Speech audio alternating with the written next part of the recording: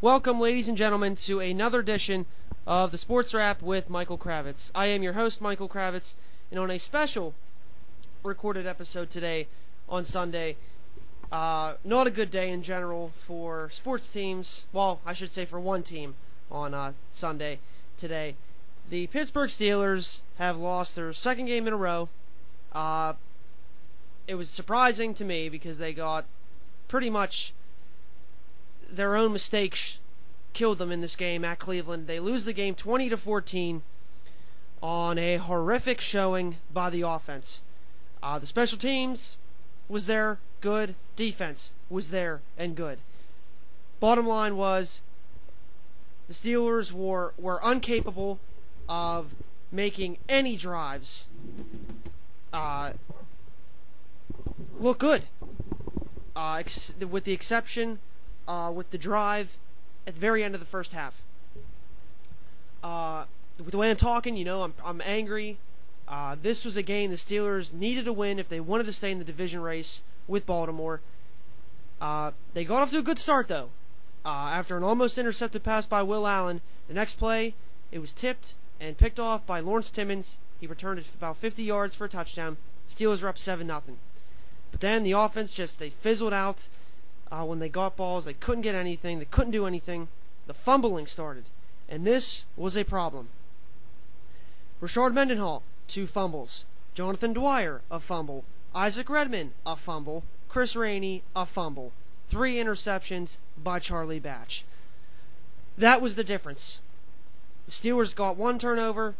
The Browns got 8. And the Browns, they got a field goal in the first quarter, and then in the second quarter, after a fumble by Redman, the Browns had the ball inside the 10-yard line. It was a nice touchdown pass by Whedon on the third down. That made the score 10-7. Then another field goal by Dawson later in the second quarter, and then on the drive right before halftime, with the rare time that Batch went deep, it was at least a 20-yard attempt to Plexico Burress in the end zone. He was double covered, but they called pass interference in the play. So they had the ball at the 1, and it was a hell of an effort by Chris Rainey to run it in with about 8 seconds to go. So that gave the Steelers the 14-13 lead at halftime. But in the second half, like I said, the offense couldn't do anything. They came out with short passes. It wasn't working. The running game obviously wasn't there because Dwyer and Redman, they just couldn't amount to anything, and neither Mendenhall. I mean, if you look at the running statistics, Dwyer, 9 carries, 19 yards, and a fumble. Rainey, 5 carries, 17 yards, and a touchdown. His fumble came on a pass. Isaac Redman, 2 carries, 7 yards, and a fumble. And then Rashard Mendenhall, 4 carries, 6 yards, 2 fumbles. It's just unacceptable. Batch did go deep a couple of times. The one was badly underthrown to Wallace. It hit off TJ Ward's helmet. It's just not a good day for the Steelers offense whatsoever. And in the third quarter, after Batch was intercepted on the Steelers' second possession of the quarter, it was a nice 15-yard touchdown run by Trent Richardson that gave the Browns the 20-14 lead, and that was pretty much all they needed. Like I said, the Steelers, they just kept shooting themselves in the foot. It seemed like any big positive runs they had, they were called back because of holding penalties. Mike Adams was injured. He had to leave the game in the fourth quarter, the starting right tackle.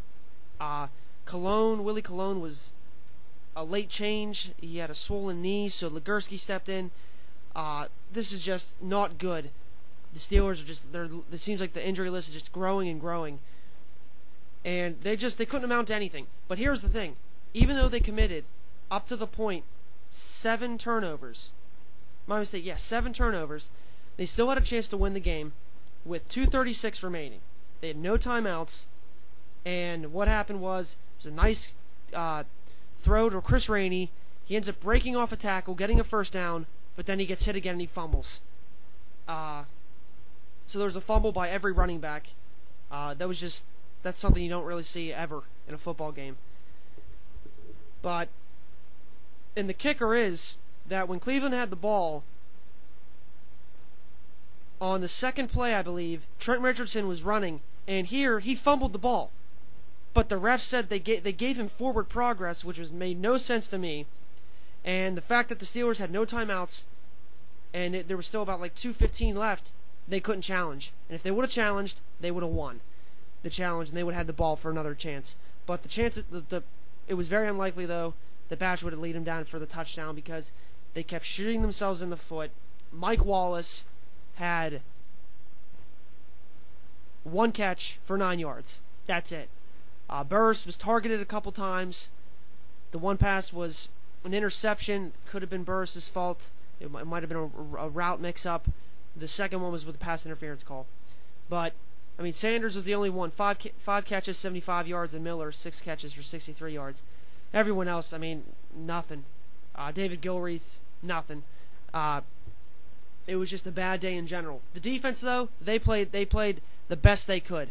The 2 touchdowns that the Browns got, they had short fields because the offense offense made mistakes, gave the ball away. Like I said, Timmons had the 53-yard touchdown on the interception, and Ryan Clark was all over the place making tackles. Harrison had a sack, Brett Kiesel had a sack, and Jason Worlds had a few sacks. He was in a lot for LaMarr Woodley, and that is very alarming. You hope Woodley is back, but that's just not a good sign. But I don't know, the defense played well enough for the Steelers to win. It's just their offense once again struggled without Ben. So overall, disappointing day to say the least. The Steelers are now 6-5. Cincinnati is also 6-5, but since the Steelers have the win so far at Cincinnati, they're still in second place, and they still have the number 6 seed in the playoffs. So they still control their own destiny. Now, the big news here now is that the Baltimore Ravens ended up coming back, beating the Chargers in overtime, 16-13, so they're now 9-2.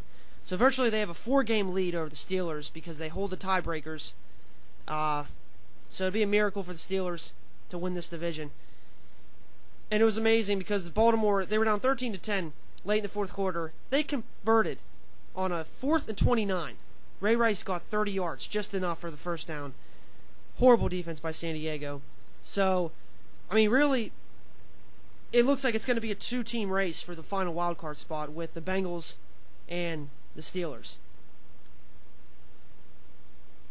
The only bad thing that could happen is if the Steelers, Bengals, and the Colts, who hold the 5th spot right now in the AFC, all end up tied. Because then it goes to the AFC record, and the Steelers hold no advantage over anyone in that tie-breaking situation. So that would be a problem. Bottom line is, Steelers win the rest of their games, they're in the playoffs. That's a tall task. But here's the hope, the glimmer of good news. Next week against Baltimore, it looks like Antonio Brown will be ready to play, and it looks like Troy Polamalu should be ready to play. Ben, according to Chris Mortensen of ESPN, he might be able to play. The doctor said that his ribs are healed enough to the point where there can be no further damage to them. So it's just a matter of the tolerance of pain for Ben. And I know he wants to come back because this game in Baltimore is huge for the Steelers. Question now is, will Adams be out? Will Woodley be out? That's the question for now. But just not a good day by the Steelers. Hope to look to next week. Depending on who's playing, I can't make a prediction. So all I know is that the Steelers are going to be desperate and they need to win that game somehow, some way. Oh, and another thing, Mendenhall I think should be gone. He just hasn't been the same since he fumbled in the Super Bowl against the Packers. I think he might be free agent coming up. There's no way you sign him. I think he's done with the Steelers. He just has not been the same. He's a poor running back. And if they don't see enough from Dwyer Redmond, I think it's time for the Steelers to draft another running back. And with the Burris, I don't understand why he was not the number 3 receiver coming into the game. They had Gilreath as the number 3 guy.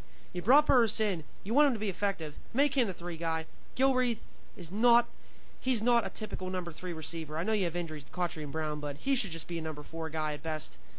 Didn't agree with that whatsoever. And they didn't try and target Burris enough, I don't think.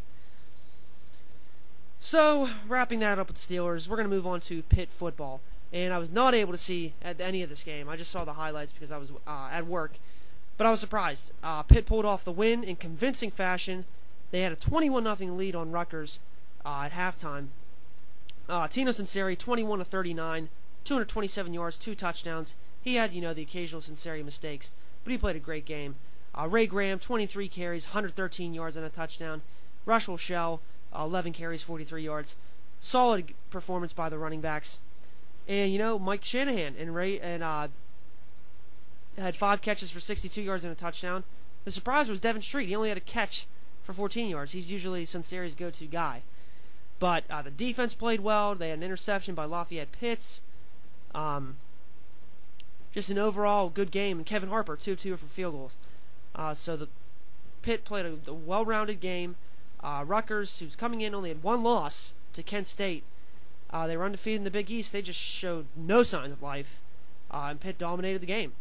So Rutgers, though, still has a chance. If they beat Louisville, they'll be in the BCS Bowl game, representing the Big East. But yeah, for this Pitt team, they're now 5-6, 2-4 in the Big East.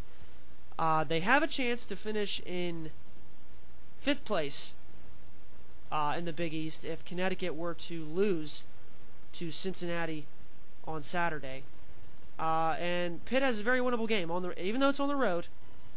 Next Saturday, they're playing at South Florida, who is 1-5 in the Big East, 3-8 overall. So Panthers can win this game. They'll be bowl eligible. It's just a matter on if Pitt gets chosen to be in a bowl and which bowl they go to. So if they were due to win, I don't think they'd go to another BBVA Compass Bowl. But I think Pitt will end up getting the win. And, good for them if they make a bowl game. Give Sinceri, one more last hurrah.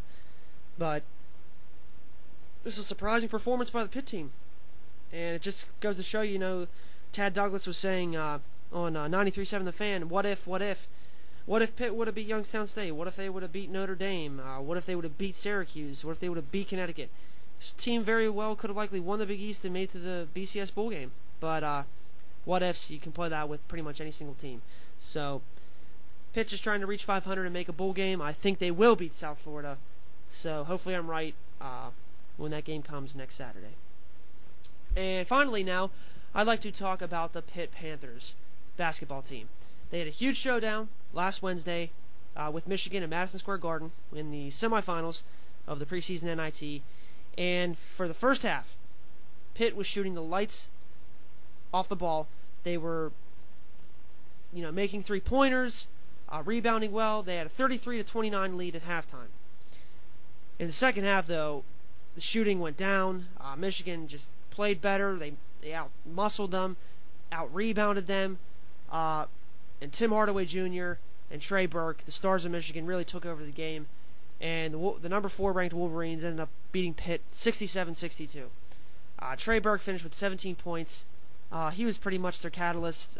Pitt just couldn't stop him or Tim Hardaway, who also had 16 points. Pitt just didn't have enough stops in the second half.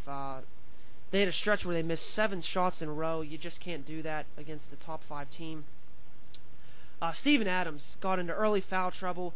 He had no points and 1 rebound. He has to be more productive. The only bright spot was Lamar Patterson. He struggled early on this season. Came off, played a great game, 14 points, 5 of 9 shooting, 2 of 4 from behind the arc. They just played a really good game. Now, the bad thing was, though, free throws. They didn't attempt a free throw in the first half, which is something you can't do. They got to drive to the dish more and create more fouls. And that's what they did in the second half, but they only went 6 of 11. Obviously, if they would have went like 9 of 11, it probably wouldn't have helped, but you just can't shoot under 60% as a team, under 55% as a team for free throws against the top 5 team. And that was probably the only quality opponent Pitt was going to play this year. So, they played them tough. I think this Pitt team is definitely a lot better than last year's, but they had the win. They had the lead at half, and you hope that they could have held on. But I think it is a good sign though for this team, because they play a team like Michigan in the tournament. Maybe they can beat them because they'll have a lot more experience with the rugged Big East. And then now we go to the consolation game, which was Friday for Pitt. They played Delaware, the loser of the Kansas State game, and Delaware came in 2-2. losing to Kansas State by 3. Kansas State's a pretty good team. And it started off right off the bat that Pitt came out dominant. They were shooting the ball over 60%. They had a 20-4 lead early on, 41-21 lead at halftime, and then they just dominated them in the second half as well. They rolled to an easy 85-59 victory to leave Zona. What a performance! 18 points, 10 rebounds, a double-double for Zona, 6 of 6 from the free throw line. Just a great game. Lamar Patterson, 16 points, another strong game, 6 of 11, 3 for 3 from the free throw line, and huge games by Steven Adams, Trey Woodall, and J.J. Moore off the bench. Moore added 10 points, Woodall 13, and Steven Adams, he was a catalyst in this game for them. He had a sequence where he had back-to-back blocks and then a layup at the other end, 6 of 9 shooting, 5 rebounds, 13 points. Just a strong performance. That's what you're going to need from him going down these games with the rest of the non-conference portion of the schedule and then into the Big East. He has to be a dominant player because you look at some of the big guys in the Big East, Jack Cooley of Notre Dame. You just have to be strong, and you have to match up well. And that's something that I think that he will have to work on, but he is showing really good signs of progression. And the big thing was 15 of 17 from the free throw line. That's 88%. Pitt gets that from that. If Pitt gets that kind of production from the free throw line, they're going to be a hard team to beat. And 4-10 from the 3-point line, 40%. That's good as well. They got nice production from the bench, nice production from the starting lineup. Just an all-around good effort against a good team who a lot of people pick Delaware. They might come out of the CAA and represent them in the NCAA tournament. Delaware's a decent team. So I think Pitt did a really nice job. And the sky's the limit now for this team moving forward because even though they didn't get the win against Michigan, they bounced back. That's something last year's Pitt team would not do. They beat a pretty good Delaware team by 26, improved to 5-1, and now, even though they don't have a lot of tough teams left until the Big East begins, still got to go out. They got to play tough. Their next game on Tuesday against Howard, just Pitt has to keep winning and rolling on. And I think there's a chance Pitt might crack into the top 25, even though they lost to Michigan, because a lot of teams that were ranked 15 or higher lost this past week. So by the time we do the next show, I think Pitt might be ranked in the top 25. But that'll do it, though, for today's show. Next week, I might not be able to record a show because I have a lot of stuff on my plate. But I'll try to. I'll try to get into the Steelers-Ravens game, Pitt's final regular season game against South Florida. Hopefully, then we'll be talking about a bowl game for the Panthers. And then Pitt has 2 games with the basketball team against Howard and Detroit. So, signing off, I'm Michael Kravetz, and you just listened to the Sports Wrap.